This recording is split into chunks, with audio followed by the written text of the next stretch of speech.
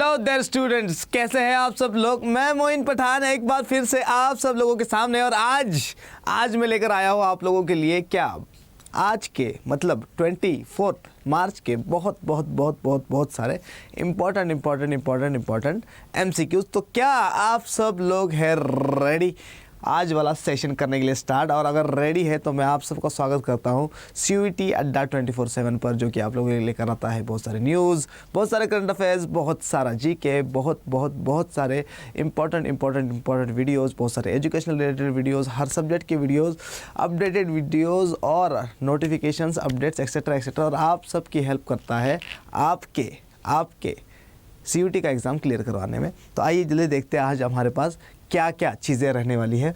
तो सबसे पहली चीज़ क्या, एक बार फिर से आपका CUET अड्डा 24/7 पर स्वागत है। आइए फटाफट देखते हैं कि हमारे पास क्या है। सबसे पहला क्वेश्चन हमारे टेलीविज़न स्क्रीन पर कुछ इस तरीके का है आज, क्या who became the first Indian women hockey player to have a stadium named after her. तो कौन सी पहली ऐसी इंडियन वुमेन है, कौन सी ऐसी पहली इंडियन हॉकी वाली वीमेन है, ठीक है, जिसके नाम पर क्या रखा गया, एक स्टेडियम का नाम रखा गया है। और मैं आप लोगों को बता दूं कि ये वाली जो लड़की है जिसके नाम पर स्टेडियम रखा गया है, ये हल्की फुल्की बंदी नहीं है, क्योंकि ये पद्मश्री विनर है। ये मेजर ध्यानचंद के नाम पे जो खेल रत्न अवार्ड मिलता है वो भी इसको मिला हुआ है, और इसके साथ साथ अर्जुन अवार्ड भी मिला हुआ है, ठीक है। दूसरी चीज़, इंडिया में ये पहली ऐसी लड़की है जिसके नाम पर कोई स्टेडियम का नाम है, वरना ज़्यादातर जितने भी स्टेडियम है वो ज़्यादातर क्रिकेटर्स के नाम पर है, ठीक है। लेकिन ये वाली लड़की जो है इसके नाम पर एक स्टेडियम बना है, और ये फर्स्ट लड़की है। और उससे भी इम्पोर्टेंट बात कि ये हॉकी खेलती है, ठीक है। तो हॉकी खेलने वाली लड़की के नाम पर पहला स्टेडियम बना है इंडिया में। तो वो उस लड़की का नाम क्या है बताएंगे आप लोग जल्दी से। 10 सेकंड हो चुके हैं ख़त्म, तो मैं बता देता हूँ आप लोगों को क्या आंसर है इसका।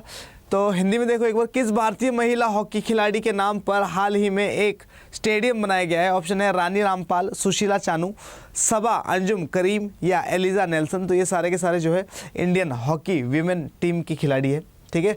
और इसका आंसर जो है वो एलिजा नेल्सन, एकदम 100% क्या है, रांग क्या, रानी रामपाल। और ये स्टेडियम कहाँ पे बनाया गया, तो रानी रामपाल इसका आंसर है। और ये स्टेडियम बनाया गया है रायबरेली में, ठीक है। और रायबरेली कहाँ पर पड़ता है, उत्तर प्रदेश। तो रायबरेली उत्तर प्रदेश में ये स्टेडियम बनाया गया है। अब ध्यान सुनो, मैं बार बनाया गया बोल रहा हूँ, लेकिन ये स्टेडियम जो है पहले इसका कुछ नाम और था, उसका नाम चेंज कर दिया गया है और इसके नाम पे रखा गया है, रानी रामपाल के नाम पर, ठीक है। रानी रामपाल के नाम पर रखा गया है। तो एक बहुत बड़ा मूवमेंट है उनके लिए भी, और एक बहुत बड़ा मूवमेंट है इंडिया के लिए भी, क्योंकि इंडिया में लड़कियों के नाम पर अभी तक कोई स्टेडियम नहीं था, तो अब स्टार्ट हुआ है, आगे ना। किसके नाम पर, रानी रामपाल के नाम पर। आइए देखते हैं इसके बारे में क्या इन्फॉर्मेशन है हमारे पास। देखो इधर, Rani Rampal became the first woman in sport to have a stadium named after her in Raebareli, ठीक है। तो ये क्या बोल रहा है, पहली ऐसी लड़की बनी है, पहली ऐसी महिला बनी है स्पोर्ट्स में जिसका to have a stadium named after her, मतलब उसके नाम के ऊपर क्या बना हुआ है, उसके नाम के ऊपर बना हुआ है स्टेडियम बनाया उनके नाम के ऊपर, ठीक है।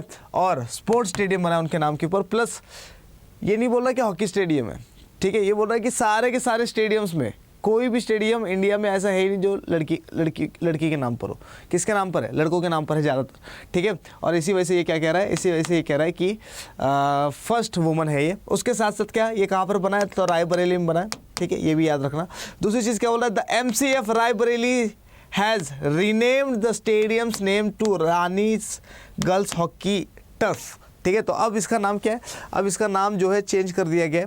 द MCF रायबरेली ने इसका नाम चेंज किया, और क्या बोल रहा है ये, इसका नाम चेंज करके रखा है रानीज गर्ल्स हॉकी टर्फ, ठीक है। तो अगर पेपर में आ जाए तो ये चीज़ याद रहनी चाहिए हम लोगों को कि Rani's girls hockey turf stadium कहाँ पर है, तो रायबरेली में। किसके नाम पर है, रानी रामपाल के नाम पर है। रानी रामपाल कौन है, हॉकी खेलती है। समझ में आ रहा नहीं यार। नेक्स्ट चीज़ देखो, रानी रामपाल, इसको क्या हो गया भैया, चलो देखो इधर नीचे वाला दिखाई नहीं दे रहा है क्या, अरे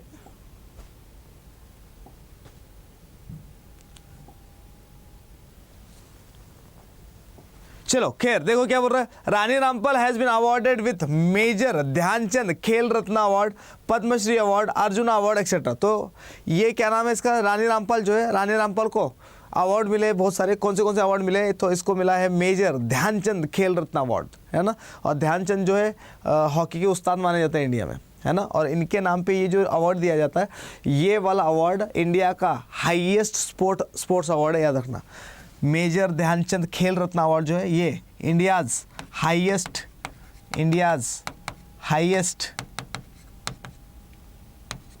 क्या है, स्पोर्ट्स अवार्ड है, ठीक है। तो ये वाला अवार्ड मिला है इसको। इसके साथ साथ पद्मश्री मिला है। क्या मिला है, पद्मश्री मिला है। और पद्मश्री जो है इसके ऊपर 3 श्री और है, ठीक है, मतलब 3 पद्म और है, पद्म विभूषण ऐसे ऐसे कुछ है ना। तो वो 3 कौन से है वो आप लोग कहाँ बताएंगे, हाँ कमेंट सेक्शन में बताना मुझे, ठीक है। तो ये क्या बोल रहा है, रानी रामपाल इसको कौन से अवार्ड मिले, तो एक तो इसको मिला है कि मेजर ध्यानचंद खेल रत्न अवार्ड मिला है इसको, इसके साथ साथ पद्मश्री मिला है, इसके साथ साथ अर्जुन अवार्ड भी मिला है इसको, ठीक है। और भी बहुत सारे अवार्ड्स हैं, लेकिन 3 अवार्ड जो इंपॉर्टेंट थे वो लिखे। इसके बारे में मैंने क्या बताया आप लोगों को, पद्मश्री ये इंडिया का 4th हाईएस्ट सिविलियन अवार्ड है, लेकिन इसके ऊपर 3rd नंबर पे, 2nd नंबर पे, 1st नंबर पे कौन से अवार्ड्स है ये बताएंगे आप लोग कमेंट सेक्शन में। समझ में आ रहा है कि नहीं आ रहा, अरे बोलो भैया, ठीक है। ये देखो रानीज गर्ल्स हॉकी टफ, ठीक है। और ये है कौन, रानी रामपाल, ठीक है। उत्तर प्रदेश के लिए खेलती होगी पहले, बाद में इंडिया के लिए तो खेली है, ठीक है। और रानी रामपाल की फोटो भी लगा दी गई और इनॉग्रेट भी रानी रामपाल ने करा है, ठीक है। दिखाऊं आई विल शो यू बाबे, ठीक है। देखो कैसे, अरे कहाँ गया भाई, कहाँ गया, क्या हो रही है आज, देखो इधर। तो ये रानी रामपाल है और ये क्या कर रही है, इनॉग्रेट कर रही है, ठीक है। तो हॉकी की प्लेयर्स को ज़्यादा वो नहीं मिलता, क्या कहते हैं, फुटेज नहीं मिलता। भैया स्पोर्ट्समैन है ये लोग भी, ठीक है। इनको भी क्या करना चाहिए, सपोर्ट देना चाहिए, ठीक है। सारे लोग क्रिकेट से अच्छा गेम है वैसे हॉकी, है ना, बढ़िया गेम है, ठीक है। तुम अगर मिलिट्री, क्योंकि मैं तो डिफेंस वगैरह में पढ़ा के आ चुका हूँ, तो वहाँ पर जो है, वहाँ पर क्रिकेट खिलवाते ही नहीं है, पता है तुम्हें क्यों नहीं खिलवाते, बोलते cricket is not a game, ठीक है। फिर हम लोग कहते हैं sir it's a gentleman's game, तो मना कर देते, मतलब ब्रिगेडियर वगैरह वहाँ के, ठीक है। तो ये सारी चीज़ें होती, तो फुटबॉल खिलवाते थे, हॉकी खिलवाते थे, है ना, मतलब ऐसे गेम्स खिलवाते थे। तो इन गेम्स की पता नहीं रिस्पेक्ट हमारे दिल में क्यों नहीं है, हम लोगों को प्लेयर्स के नाम वगैरह पता नहीं होते, ठीक है। तो खैर, तो इन्होंने क्या किया, इनॉग्रेट करा है। हिंदी में देख लेते हैं एक बार, उसके बाद नेक्स्ट क्वेश्चन देखेंगे अपन क्या है। रानी रामपाल रायबरेली में अपने नाम पर एक स्टेडियम बनाने वाली एक खेल की पहली महिला बनी, मतलब कुल मिलाकर ये कहना चाहता है, ठीक है। थोड़ा सा शायद टाइपिंग मिस्टेक हो गया, ठीक है। तो ये कहना चाहता है कि रायबरेली में इसके नाम का एक स्टेडियम बन गया, ठीक है। बस इतना ही। आगे क्या बोल रहा है, MCF रायबरेली ने स्टेडियम का नाम बदलकर रानी की गर्ल्स हॉकी टफ कर दिया है। रानी रामपाल को मेजर ध्यानचंद खेल रत्न अवार्ड, पद्मश्री, अर्जुन पुरस्कार आदि से सम्मानित किया जा चुका है। तो आई होप कि ये सारी की सारी चीज़ें क्लियर होगी, आप लोगों को समझ में आई है। तो फटाफट से दिखाओ मुझे अपने अंगूठे और बोलो कि हाँ सर आ गया समझ में। ये वाला क्वेश्चन कहीं से भी किधर से भी अपने पेपर में आता है तो हम लोग क्या कर देंगे, फाड़ देंगे इसको, है ना, फाड़ दो, ठीक है, फाड़ के भाग जाओ, ठीक है। CBT का एग्ज़ाम है, ठीक है, CBT एग्ज़ाम होगा ना तुम्हारा, NTA एग्ज़ाम ले रहा है, ठीक है, कंप्यूटर के ऊपर होगा, ठीक है। जैसे ही जाओ, ठीक है, डंडा लो, थाड़ क्या कर दो, कंप्यूटर तोड़ दो सारे, ठीक है, भागा वहाँ से। फिर क्या सर कैमरे में आ जाएंगे, ज़िंदगी भर के लिए बैन हो जाओगे CBT के एग्ज़ाम से, है ना। सेंट्रल यूनिवर्सिटी में जाना ही नहीं जाना। चलो देखो इधर क्वेश्चन नंबर नेक्स्ट क्या है हमारे पास। तो क्वेश्चन नंबर नेक्स्ट हमारे टेलीविजन स्क्रीन पर है कि who became the first trans woman to join the bar council of Kerala. तो बार काउंसिल ऑफ केरला में सबसे पहली ट्रांस वुमन कौन बनी है, ठीक है।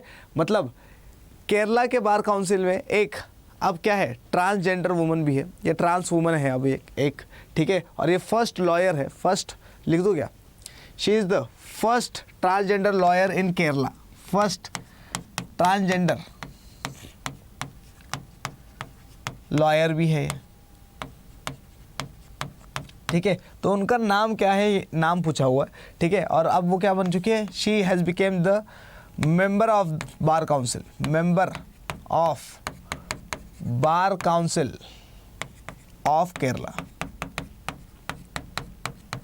ठीक है, तो आंसर आप लोग बताएंगे मुझे कि इसका आंसर क्या होने वाला है। आंसर बताइए फटाफट फटाफट से। ऑप्शन ए हमारे पास है लक्ष्मी सिन्हा, ऑप्शन बी पद्म सरिता, ऑप्शन सी पद्म लक्ष्मी, या ऑप्शन डी पद्म दुर्गा। तो फटाफट फटाफट फटाफट से आंसर बताइए क्या इसका आंसर होने वाला है जल्दी से। क्या आपको लग रहा है सर कि इसका आंसर 100% क्या होगा? पद्म दुर्गा, पद्म दुर्गा। तो आप लोग बिल्कुल 100% राइट है कि इसका आंसर पद्म दुर्गा लग रहा है। राइट लग रहा है? नहीं ना? रंग, रंग, ये भी रंग। ठीक है, तो आंसर क्या है इसका? पद्म लक्ष्मी, पद्म लक्ष्मी। तो पद्म लक्ष्मी बनी है first trans woman to become the क्या? To become the lawyer and member of bar council of Kerala. ठीक है, समझ में आ गया? देखो इसके बारे में क्या इन्फॉर्मेशन है, फटाफट फटाफट फटाफट से देख लेते हैं क्या इन्फॉर्मेशन है और बढ़ते हैं आगे। देखो क्या ये है ना, पद्म लक्ष्मी नाम लिखा हुआ है, पद्म लक्ष्मी। ठीक है, तो पद्म लक्ष्मी फर्स्ट ट्रांस वुमन बनी है और कहाँ पर? बार काउंसिल ऑफ केरला में। देखो क्या हो रहा है, first transgender lawyer in Kerala.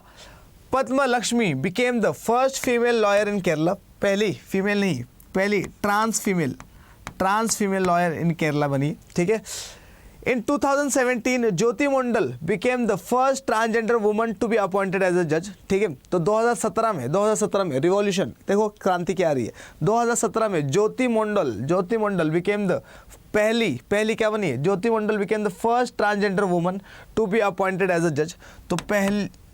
तो ज्योति मंडल को 2017 में क्या बनाया गया था?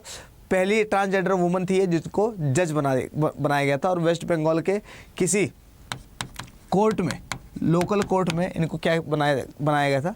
जज बनाया गया था। दूसरी तरफ 2018 में विद्या कामले को भी क्या कर दिया गया था? जज बनाया गया था और she was appointed in Maharashtra में। इनको कहाँ अपॉइंट किया गया था?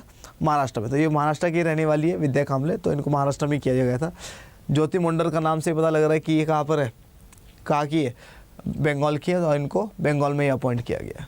समझ में आया नहीं है? ठीक है, और ये कौन है? पद्म लक्ष्मी जो कि बार काउंसिल ऑफ केरला की मेंबर बन चुकी है। ठीक है, समझ में आया ये वाला? समझ में आया है तो फटाफट से दिखाओ मुझे अपने अंगूठे और बोलो कि हाँ सर आ गया समझ में। इसके बारे में पेपर में आ जाएगा तो 100% आपका नाक कटवा देंगे, गलत करके आ जाएगा। अबे पढ़ाई कर लो रे, आ जाएगा पेपर में। समझ में आ रहा है कि नहीं आ रहा? आ गया पक्का? बड़े आगे चलो आगे देखते हैं अपने पास क्या है नेक्स्ट। हिंदी में, अच्छा हिंदी में भी है, ओके हिंदी में देख लो एक बार, जल्दी से खत्म हो जाएगा। पद्म लक्ष्मी केरल की पहली महिला वकील बनी है। 2017 में ज्योति मंडल जज के रूप में नियुक्त होने वाली पहली ट्रांसजेंडर महिला बनी थी और 2018 में विद्या कामले की नियुक्ति भी महाराष्ट्र में हुई थी। I think you got it. Let's move. देखो क्या, नेक्स्ट क्वेश्चन देखते हैं हमारे टेलीविजन स्क्रीन पे क्या है। तो नेक्स्ट क्वेश्चन हमारे टेलीविजन स्क्रीन पर कुछ इस तरीके का है कि according to the Kroll report, किसके रिपोर्ट के अकॉर्डिंग? क्रोल रिपोर्ट के according, who has been named as the most valuable celebrity of 2022? 2022 का सबसे मोस्ट वैल्यूएबल सेलिब्रिटी कौन है? ठीक है, तो ऑप्शन है हमारे पास विराट कोहली, रणवीर सिंह, अक्षय कुमार या महेंद्र सिंह धोनी। ठीक है, महेंद्र बाहुबली लगता नहीं है ना? लगता तो है। चलो आंसर बताओ इसका क्या होने वाला है। तो अगर आप लोगों का आंसर लगता है कि सर इससे ज़्यादा पॉपुलैरिटी किसकी हो सकती है ना, पॉपुलैरिटी की बात नहीं कर रहे हैं हम यहाँ पे, कर रहे हैं ब्रांड वैल्यूएशन की। सबसे ज़्यादा ब्रांड वैल्यूएशन किसका है? ठीक है, क्रोल रिपोर्ट के अकॉर्डिंग 2022 की रिपोर्ट। ठीक है, तो क्या MS धोनी है? तो नहीं, इसका आंसर MS धोनी तो बिल्कुल नहीं है। और अगर आपको लग रहा है क्या अक्षय कुमार आंसर होगा, सर हर साल इतनी फिल्में निकालता है, ठीक है, फ्लॉप हो चाहे क्या हो, हिट हो, लेकिन निकालता रहता है, तो यही आंसर होगा। तो आप लोगों का आंसर एकदम 100% क्या है? रंग है। अक्षय कुमार नहीं है, इसका आंसर है विराट कोहली। आंसर है इसका ओनली 1 and 1 क्या? रणवीर सिंह। जिसके कपड़े और किसके बारे में, जिसके कपड़े और वाइफ के बारे में चर्चे ही चलते रहते हैं, है ना। तो रणवीर सिंह, है ना। पहले दीपिका पादुकोण के कपड़ों के ऊपर कंट्रोवर्सी नहीं होती थी, फिर इसने दीपिका पादुकोण ने इससे शादी कर ली, ठीक है। तब से कपड़ों के रंग के ऊपर उसको धर लिया जाता है आजकल, है ना। तो रणवीर सिंह समझ में आया नहीं है। तो रणवीर सिंह जो है, रणवीर सिंह ये क्या है, सबसे क्या बन गया, सबसे वैल्यूएबल सेलिब्रिटी के लिस्ट में सबसे नंबर 1 पर है। सेकंड नंबर पर है कौन, विराट कोहली, ठीक है। अच्छा, विराट कोहली लास्ट 5 ईयर्स से टॉप पोजीशन पे था, टॉप पे था, ठीक है। लेकिन इस बार बाजी मार ली किसने, रणवीर सिंह ने। और रणवीर सिंह की ब्रांड वैल्यूएशन पता है कितनी है, डॉलर 187.1 मिलियन। तो इसकी ब्रांड वैल्यूएशन बहुत बढ़ गई है इस बार, ठीक है। तीसरा क्या बोल रहा है ये, तीसरे पे कौन है, तो तीसरे पे है अक्षय पाजी, अक्षय कुमार। चौथे पे कौन है, तो चौथे पे है कौन, अरे कौन है भैया, आलिया भट्ट कपूर हो गई अभी, है ना। किसके साथ शादी हो गई इसकी, रणबीर कपूर के साथ। तो आलिया भट्ट चौथे नंबर पे। 5वें नंबर पे कौन है, 5वें नंबर पे रणवीर सिंह की वाइफ कौन है, दीपिका पादुकोण, ठीक है। प्रकाश पादुकोण की बेटी है ये, ठीक है। और प्रकाश पादुकोण बहुत खतरनाक क्या थे, बैडमिंटन प्लेयर थे इंडिया के, है ना। अच्छा, एक और इम्पोर्टेंट चीज़ क्या है इसके बारे में कि एक नहीं है, बहुत ज़्यादा इम्पोर्टेंट है एक चीज़, इसके बारे में बता देता हूँ मैं आपको फटाफट से, ताकि ये सारी की सारी चीज़ें आएगी आगे लिखी हुई, तो टेंशन लेने की ज़रूरत नहीं है, ठीक है। लेकिन समझ लो, थोड़ा लिख के समझा दो, जल्दी समझ में आ जाएगा। रणवीर सिंह हो गया, विराट कोहली हो गया। हाँ, सचिन तेंदुलकर का नाम सुना है, सचिन तेंदुलकर का। तो सचिन तेंदुलकर ने इस वाली लिस्ट में 8th पोजीशन हासिल करी, 8th पोजीशन, ठीक है। और फर्स्ट टाइम टॉप 10 में आए हैं। तो इससे पहले कभी टॉप 10 में नहीं आए थे सचिन तेंदुलकर, इस बार आए हैं ये पहली बार टॉप 10 में। और इसके बाद इम्पोर्टेंट एक और क्या, अल्लू अर्जुन सुना है क्या, अल्लू अर्जुन कौन, पुष्पा, झुकेगा नहीं साला, सुना है क्या, इधर से करता, झुकेगा नहीं साला, है ना। तो पुष्पा जो है वो भी आ चुका है, कहाँ आ चुका है वो बताता हूँ। लेकिन इसके साथ साथ तुम्हारी होने वाली भाभी कौन, रश्मिका मंडाना। क्या सर, अब ज़्यादा हो रहा है सर, लड़ाई हो जाएगी यहाँ पे, है ना सर। अभी तक आप लोग बाकी लोगों के बारे में कुछ भी बोल रहे, चल रहा था सर, लेकिन आप सर आप इसके बारे में बोले ऐसा नहीं सर, ऐसे नहीं चलेगा सर, लड़ाई हो जाएगी सर। अबे चल मेरी कौन सी शादी होनी है इसके साथ, ठीक है, तो फीलिंग तो लेने दे, ठीक है। तो रश्मिका मंडाना, अल्लू अर्जुन और रश्मिका मंडाना, ये लोग, ये दोनों के दोनों टॉप 25 में पहुंच गए।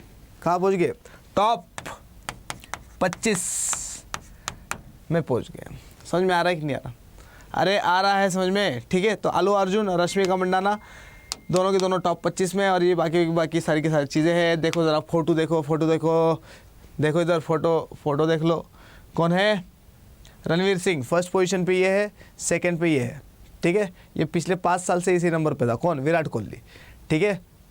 फर्स्ट सेकंड ये कौन है, अल्लू अर्जुन, बस फोटो में और कोई नहीं है।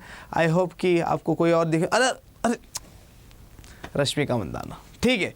चलो देखो अब जल्दी से, Ranveer named as the most valuable celebrity of 2022 according to the Kroll report. किसके रिपोर्ट, कौन से रिपोर्ट के अकॉर्डिंग, क्रोल रिपोर्ट के according celebrity brand valuation report 2022 के according.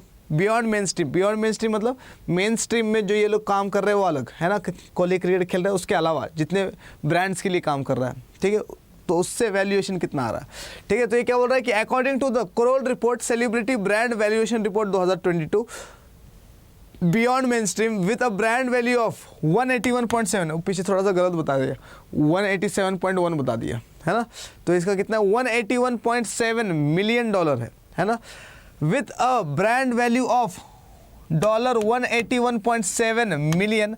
Actor Ranveer Singh is India's most valued celeb of 2022। तो अगर 2022 की बात करें तो सबसे ज़्यादा वैल्यूड सेलेब कौन है? रणवीर सिंह। ठीक है, आगे क्या बोल रहा है? He surpassed Virat Kohli who occupied the top position for the last 5 years। और इसने क्या कर दिया? विराट कोहली को पछाड़ दिया है, इस बार पछाड़ दिया है, पीछे छोड़ दिया है। ठीक है, और विराट कोहली जो है ये पिछले 5 साल से क्या था? फर्स्ट पोजीशन पे था। Kohli rank second followed by Akshay and Alia Bhatt. तो कोहली सेकंड था, थर्ड पे अक्षय है, फोर्थ पे आलिया भट्ट है। मैं तुम्हें पहले ही बता दिया था। ओह, धोनी के बारे में नहीं बताया था ना? धोनी, महेंद्र सिंह धोनी 6th रैंक पे। ठीक है, तो Dhoni rank 6th with a brand value of over 80 million dollar. ठीक है, तो ये क्या बोल रहा है? धोनी जो है वो कौन से रैंक पे? धोनी है 6th रैंक पे, और इसकी ब्रांड वैल्यूएशन कितनी है धोनी की? 80 मिलियन डॉलर की। ठीक है, आगे देखो क्या बोल रहा है? Tendulkar has reach the top 10 for the first time ranking 8th। और तेंदुलकर ने क्या करा? तेंदुलकर टॉप 10 में पहुंच चुका है। ठीक है, और अब उसकी रैंक कितनी आई है? 8th रैंक पे पहुंच गया, ये 8th रैंक पे। Allu Arjun and Rashmika Mandanna were mentioned in top 25 for the first time. और अल्लू अर्जुन और रश्मिका मंदाना दोनों के दोनों टॉप 25 में आ चुके हैं। समझ में आया क्या? अरे मगज में आया क्या? नहीं आया क्या? आया? चलो खैर, अगर आ गया है तो बहुत अच्छी बात है। हिंदी में देख लेते हैं एक बार फटाफट से। अरे अरे अरे, किसकी फोटो आ गई? हाय चलो देखो इधर, रणवीर को 2022 के सबसे मूल्यवान सेलिब्रिटी के रूप में नामित किया गया। क्रोल रिपोर्ट के अनुसार celebrity brand valuation report 2022 beyond main stream 181.7 million dollar के ब्रांड मूल्य के साथ अभिनेता रणवीर सिंह 2022 के भारत के सबसे मूल्यवान सेलेब है। उन्होंने पिछले 5 साल से टॉप पोजीशन पर काबिज विराट कोहली को पीछे छोड़ दिया है। कोहली दूसरे स्थान पर रहे, जिसके बाद अक्षय और आलिया भट्ट है। धोनी 80 मिलियन से अधिक ब्रांड वैल्यू के साथ 6वें स्थान पर है। तेंदुलकर पहली बार 8वीं रैंकिंग पर शीर्ष 10 में पहुंचे हैं। अल्लू अर्जुन और रश्मिका मंदाना का पहली बार शीर्ष 25 में उल्लेख किया गया है। ठीक है, समझ में आ गया? समझ में आया है तो फटाफट से show me your dirty thumbs and let's see what we have next। समझ में आ गया? कोई दिक्कत नहीं है? बड़े आगे दिखा दिया अंगूठे तुम लोगों ने। चलो आगे देखते हैं हमारे पास क्या है। नेक्स्ट क्वेश्चन हमारे टेलीविजन स्क्रीन पर कुछ इस तरीके की है। देखो जरा क्वेश्चन क्या है। क्वेश्चन है कि which state among the following celebrated it's state foundation day on 22 मार्च। तो 22 मार्च को कौन से स्टेट ने अपना स्टेट फाउंडेशन डे मनाया है? तो फटाफट से आंसर दीजिए और बताइए कि इसका आंसर क्या होने वाला है। निम्नलिखित में से किस राज्य ने 22 मार्च को अपना राज्य स्थापना दिवस मनाया है? राज्य स्थापना दिवस किस राज्य ने मनाया है? ऑप्शन है हमारे पास मेघालय, सिक्किम, बिहार या उत्तर प्रदेश। किसने मनाया है अपना राज्य स्थापना दिवस? मेघालय ने, सिक्किम ने, बिहार ने या उत्तर प्रदेश ने? तो फटाफट से आंसर दीजिए और बताइए कि क्या आंसर है। मेघा, सिक्कू, नक्कू, उत्तू, नट्टू, बिहू, हाबू। ठीक है, तो क्या आंसर है इसका? बिहार। ठीक है, तो हमरा बिहार जो है, तो हमरा बिहार जो है ये बना कब था? तो 1912 में एस्टेब्लिश्ड इन 1912। ठीक है, सबसे पहली चीज़। दूसरी चीज़ क्या है? दूसरी चीज़ इंपॉर्टेंट इसमें यह है कि 1912 में बना है। टूटा किससे टूटा था? तो बंगाल से कार्व आउट किया गया है इसको। कार्व आउट मतलब तोड़ के बनाया गया था। किससे? बंगाल से। किसने बनाया? 1912 में बनाया, तो ऑफ कोर्स ब्रिटिश गवर्नमेंट ने किया होगा। अरे हाँ कि ना? 1912 में और क्या हुआ था इंडिया में, ये बताना आप लोग मुझे। 1912 में इंडिया में और क्या हुआ था, ये कौन बताएगा मुझे? ठीक है, चलो आगे देखो। तीसरा इंपॉर्टेंट क्या थर्ड इम्पॉर्टेंट चीज़ आप लोगों के लिए ये है इसमें कि 22 मार्च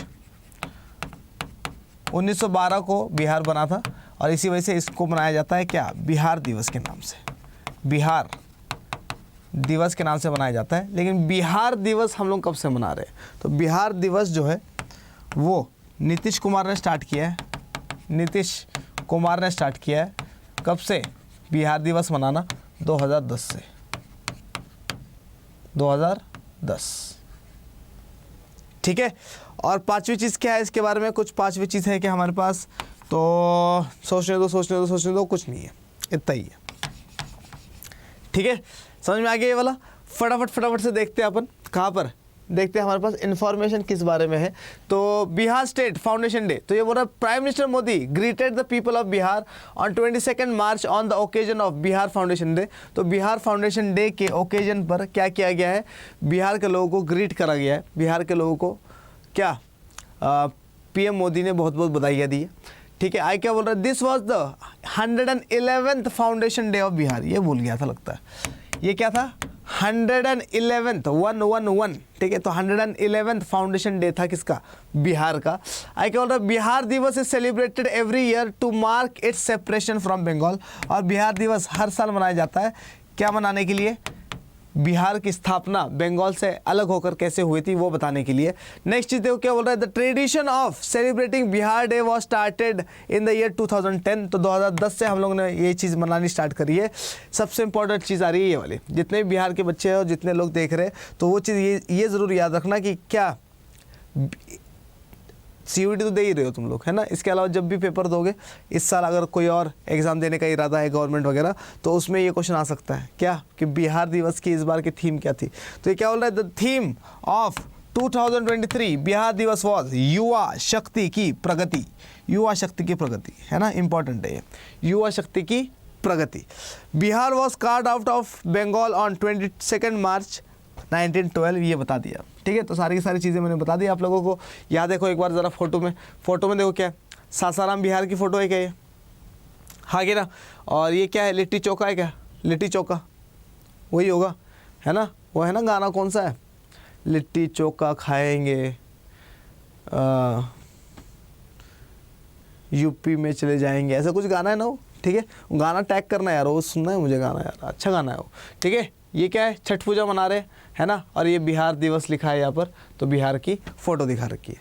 समझ में आ गया, समझ में आ गया। हिंदी में देखे एक बार, हिंदी में देखो एक बार फटाफट से, फिर अपन मैं पूछता तुम लोगों को समझ में आया कि नहीं आया। बिहार राज्य स्थापना दिवस, पीएम मोदी ने 22 मार्च को बिहार स्थापना दिवस के अवसर पर बिहार के लोगों को बधाई दी है। यह बिहार का 111वां स्थापना दिवस था। बंगाल से अलग होने के उपलक्ष्य में हर साल बिहार दिवस मनाया जाता है। बिहार दिवस मनाने की परंपरा की शुरुआत वर्ष 2010 में हुई थी। 2023 बिहार दिवस की थीम युवा शक्ति की प्रगति है। 22 मार्च 1912 को बिहार को बंगाल से अलग करके बनाया गया था, ठीक है। समझ में आया, समझ में आया है तो फटाफट से दिखाओ मुझे अपने अंगूठे और बोलो कि सर एकदम 100% फाड़ देंगे, फाड़, अगर ये वाला क्वेश्चन आ जाए, ठीक है। बढ़े आगे बढ़ते हो, देखते हैं कि हमारे पास नेक्स्ट क्वेश्चन किस बारे में है। नेक्स्ट क्वेश्चन हमारे टेलीविजन स्क्रीन पर है कि where was the Asia's largest 4 metre liquid mirror telescope inaugurated. तो इंडिया में इनॉग्रेट हुआ है ये क्या, एशिया का सबसे बड़ा, Asia's largest 4 metre liquid mirror telescope. तो 4 मीटर लिक्विड मिरर टेलीस्कोप कहाँ पर इनॉग्रेट हुआ है ये बताएंगे मुझे, बताइए। हिमाचल प्रदेश, उत्तराखंड, उत्तर प्रदेश या पंजाब। एशिया के सबसे बड़े 4 मीटर लिक्विड मिरर टेलीस्कोप का उद्घाटन कहाँ किया गया है, ठीक है। तो अगर आप लोगों को लग रहा है कि सर बहुत टाइम बाद पंजाब देखने को मिल रहा है हमें, क्या पंजाब, और पंजाब हमें क्योंकि देखने को मिल रहा है इसी वजह से पंजाब इसका आंसर होना चाहिए सर, है ना। होना चाहिए कि नहीं होना चाहिए, होना चाहिए सर होना चाहिए कि नहीं होना चाहिए सर, होना चाहिए सर। अरे आंसर इसका बिल्कुल क्या है, अरे उड़ता पंजाब उड़ गया, ठीक है। उत्तर प्रदेश ऑप्शन देखो क्या है, सी। और सी तो क्या, सी तो कमेंट सेक्शन में लिखना, लाइव चैट में लिखना, ठीक है, ध्यान से सुनो। और सी तो क्या करता है, कटता ही है ना। और ए और बी आंसर बचा, जल्दी जल्दी से आंसर दो। तो बहुत सारे लोगों के आंसर बी आ रहे हैं, सर बी, उत्तराखंड, ठीक है। तो बिल्कुल सही आंसर है, इसका आंसर क्या है, उत्तराखंड ही है, ठीक है। तो उत्तराखंड में कहाँ पर, देवस्थल में, देवस्थल, उत्तराखंड के देवस्थल में क्या किया गया है, इसको इनॉग्रेट किया गया था, है ना। और एक मिनिस्टर ऑफ स्टेट थे हमारे, तो उन्होंने इनॉग्रेट किया है इसको। और क्या है, ये मर्क्यूरी से बना हुआ है ना, लिक्विड मर्क्यूरी से बना हुआ है, और 4 मीटर लंबा है, और एशिया का सबसे बड़ा क्या है, टेलीस्कोप है। आइए इसके बारे में देखते हैं अपन, क्या है, कुछ इस तरीके का है, दिख रहा है क्या, है ना। तो वाईफाई वगैरह चल नहीं रहा था आज, तो इस वजह से मैंने क्या करा, आज भी नहीं, कल रात में भी नहीं चल रहा था, और इसी वजह से मैंने क्या करा, इसी वजह से मैंने इस तरीके का थोड़ा ख़राब से फ़ोटो लेकर आया हूँ, लेकिन तुम्हें समझ में आ जाएगा, ठीक है। तो देखो क्या हो रहा है, Asia's largest 4 metre liquid mirror telescope. अच्छा, ये लिक्विड मिरर टेलीस्कोप क्या होता है, इसके बारे में मुझे ना कमेंट सेक्शन में बताना कि लिक्विड मिरर टेलीस्कोप होता क्या है ना, LMT क्या है ये लिक्विड मिरर टेलीस्कोप। अच्छा, एक और चीज़ ये सारी की सारी चीज़ें जो मैं पूछ रहा हूँ ना, ये कहाँ पे लिखनी है आप लोगों को, ये आप लोगों को लिखनी है वीडियो के नीचे वाले कमेंट में, है ना, साइड वाले कमेंट में नहीं, मतलब लाइव चैट में मत लिखना है इसको, पढ़ नहीं पाते यार, लाइव चैट कौन पढ़ता है, ठीक है। तो क्या हो रहा है, Asia's largest 4 metre liquid mirror telescope के बारे में देखो। तो ये बोल रहा है union minister of state, MOS का मतलब क्या होता है, मिनिस्टर ऑफ स्टेट। तो कभी पेपर में आ जाए कि मिनिस्टर ऑफ स्टेट क्या होता है, मतलब आएगा तो नहीं, लेकिन मिनिस्टर ऑफ स्टेट कई बार आता है क्वेश्चन में। तो इसका मतलब क्या है, इसका मतलब क्या है, मिनिस्टर ऑफ स्टेट। एक बार समझा देता हूँ आप लोगों को, समझाने का मतलब क्या है, इधर देखो। एग्जाम्पल के तौर पे मान लो हमारे पास क्या है, हमारे पास हमारा होम मिनिस्टर है। कौन है हमारा होम मिनिस्टर, जल्दी बताओ, होम मिनिस्टर कौन है, हमारा होम मिनिस्टर कौन है, मोटा भाई। चलो, तो हमारा होम मिनिस्टर कौन है, मोटा भाई। अब ये जो मोटा भाई जो है, इसके हाथ में सारी की सारी पुलिस है, पूरे के पूरे इंडिया की क्या है इसके हाथ में, पुलिस, है ना, POLIC, ठीक है। अब ध्यान से सुनो, हो क्या रहा है यहाँ पर, अब यहाँ पर हो ये रहा है कि, इसको हटा रहा हूँ मैं, ठीक है। अब यहाँ पर हो क्या रहा है, मिनिस्टर ऑफ स्टेट क्या होता है वो समझा रहा हूँ मैं तुम लोगों को, ठीक है। अब हो क्या रहा है, ये भाई यूनियन मिनिस्टर है, यूनियन होम मिनिस्टर है। यूनियन होम मिनिस्टर मतलब क्या, पूरे के पूरे इंडिया का होम मिनिस्टर, पूरे के पूरे इंडिया को संभालना, तो बहुत बिजी आदमी है, हाँ कि ना। अब पूरे के सारे स्टेट्स की क्या पुलिस भी इसके हाथ में है, बिल्कुल, हाँ कि ना। तो अब सीन क्या करेगा, ये 2 बंदों को अपॉइंट कर देगा, ठीक है, ए को और बी को, और बोलेगा कि भैया 14 स्टेट्स तू संभालेगा, ठीक है, और मैं बाकी चीज़ों में बिजी हूँ। समझ में आ रहा नहीं आ रहा, तो ये बोलेंगे हाँ भैया ठीक है, ये वाले वेस्ट वाले 14 स्टेट्स मेरे, ईस्ट वाले 14 स्टेट्स मेरे, ठीक है। तो अब सीन क्या होगा, ये जो 2 बंदे इन्हीं को बोला जाएगा मिनिस्टर ऑफ स्टेट। समझ में आ रहा नहीं आ रहा। तो यूनियन मिनिस्टर क्या होता है, तो यूनियन मिनिस्टर होता है जिसके हाथ में डिपार्टमेंट होता है, डिपार्टमेंट का हेड होता है, ठीक है। और यूनियन मिनिस्टर के अंडर में काम करने वाले मिनिस्टर ऑफ स्टेट होते हैं। कोई दिक्कत, अब आगे समझ में।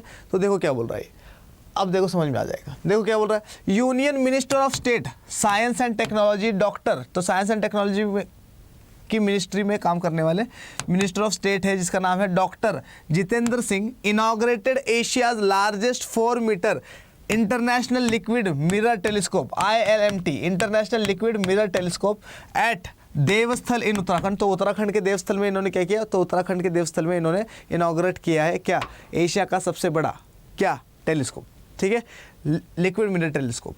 ये बोल रहा है it is situated at an altitude of 2450 metres. तो ये क्या बोल रहा है कि 2450 मीटर के हाइट के ऊपर क्या है, ये हाइट के ऊपर ये सिचुएटेड है एट द ऑब्जर्वेटरी में, सिचुएटेड इन द, और ऑब्जर्वेटरी कहाँ पर है, तो ये ऑब्जर्वेटरी है Aryabhatta research institute of observational sciences में। समझ में आ रहा नहीं आ रहा, तो Aryabhatta research institute of observational sciences में प्रेजेंट है क्या, ये वाली ऑब्जर्वेटरी, और उसमें रखा हुआ है ये वाला क्या, एशिया का सबसे बड़ा लिक्विड मिरर टेलीस्कोप। आगे बोल रहा है the international liquid mirror telescope employs a 4 metre rotating metre. तो ये बोल रहा है कि इसमें 4 मीटर का रोटेटिंग मिरर है which was made of a thin layer of liquid mercury. और किससे बना हुआ है ये?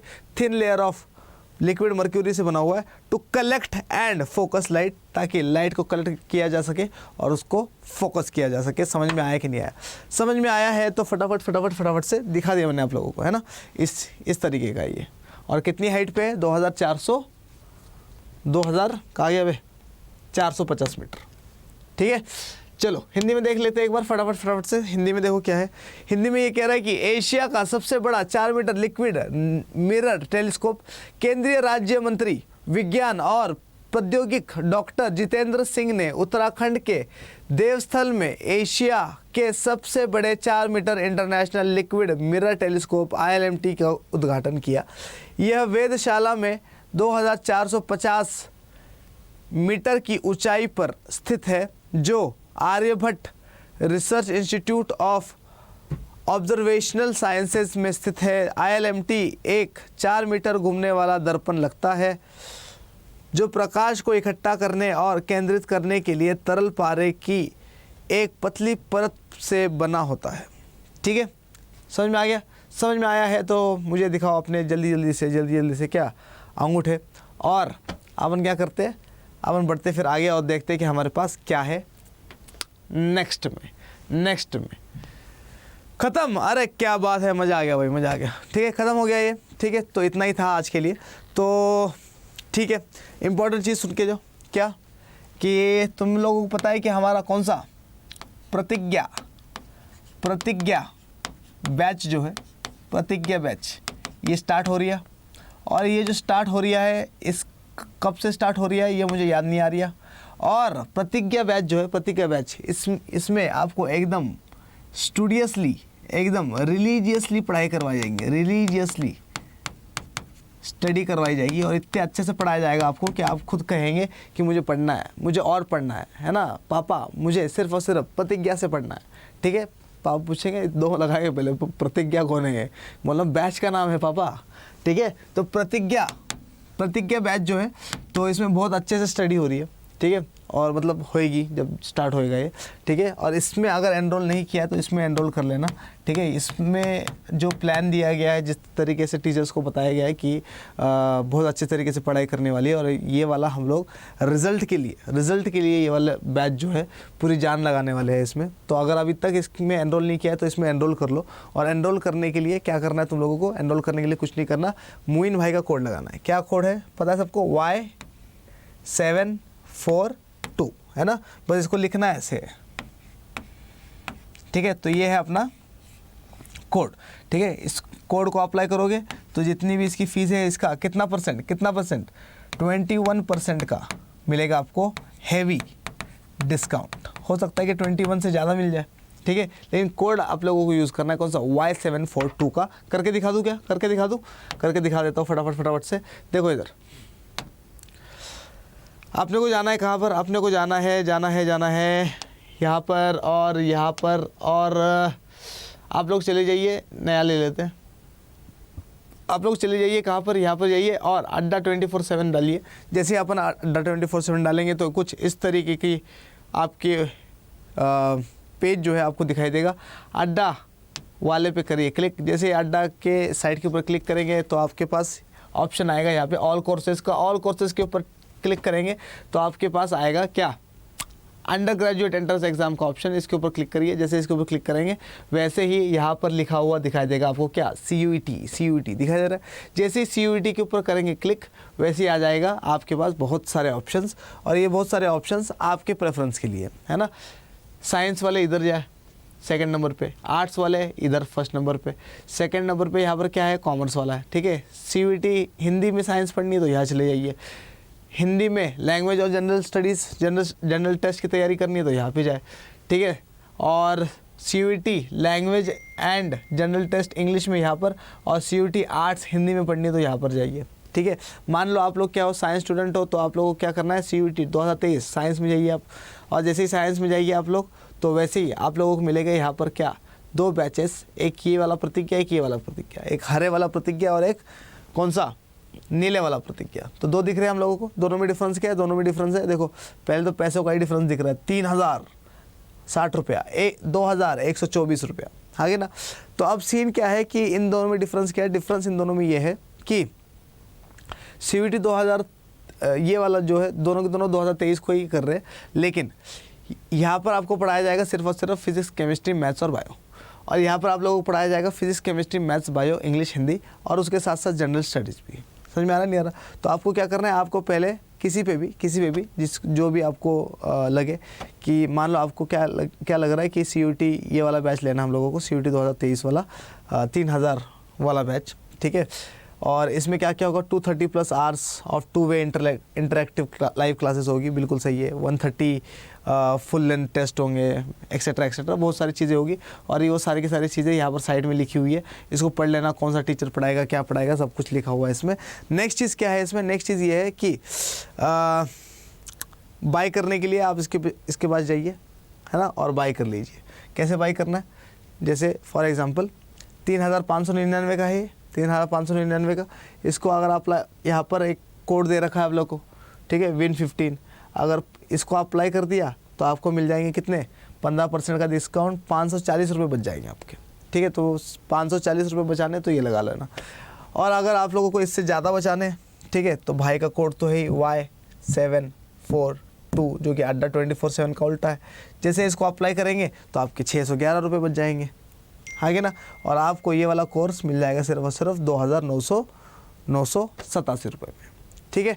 इसी तरीके से अगर आपको ये वाला कोर्स नहीं लेना है, पीछे वाला कोर्स लेना था कोई और, ठीक है, तो आप लोग क्या करिए, दोबारा से जाइए वहीं पर साइंस वाली में, ठीक है, और प्रतिज्ञा बैच का दूसरे वाला ले लीजिए 2124 रुपये वाला, ठीक है।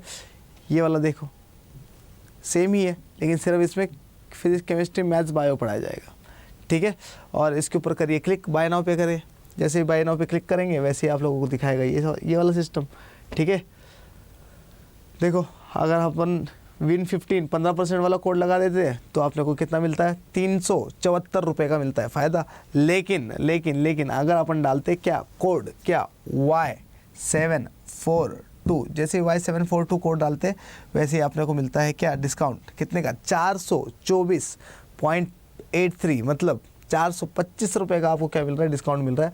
तो 2000 रुपये में, सिर्फ और सिर्फ 2075 रुपये में आपकी हो जाएगी पूरी की पूरी तैयारी, ठीक है। तो अगर आप लोग रेडी है तैयारी करने के लिए तो आ जाइए पेड क्लासेस में, करते हैं धुर्राटे काटते हैं एकदम बढ़िया तरीके से, पर्सनलाइज्ड वे में, इंक्लूसिव तरीके से प्रतिज्ञा बैच में, ठीक है। और दूसरी तरफ अपन क्या करते हैं, दूसरी तरफ अपन क्या करेंगे, पढ़ाई तो कर ही रहे, ठीक है। चलो खैर, आशा करता हूँ कि आप लोगों को आज वाला सेशन बहुत पसंद आया होगा। और अगर पसंद आया है तो इस सेशन को लाइक करिए, शेयर करिए, सब्सक्राइब करिए, मुझे दिखाइए बहुत सारा प्यार। और आपके अपने जीतू भैया ऐसे ही इम्पॉर्टेंट चीज़ें आप लोगों के लिए लेकर आते रहेंगे। तब तक के लिए मोइन पठान आप सबसे कहता है जय हिंद।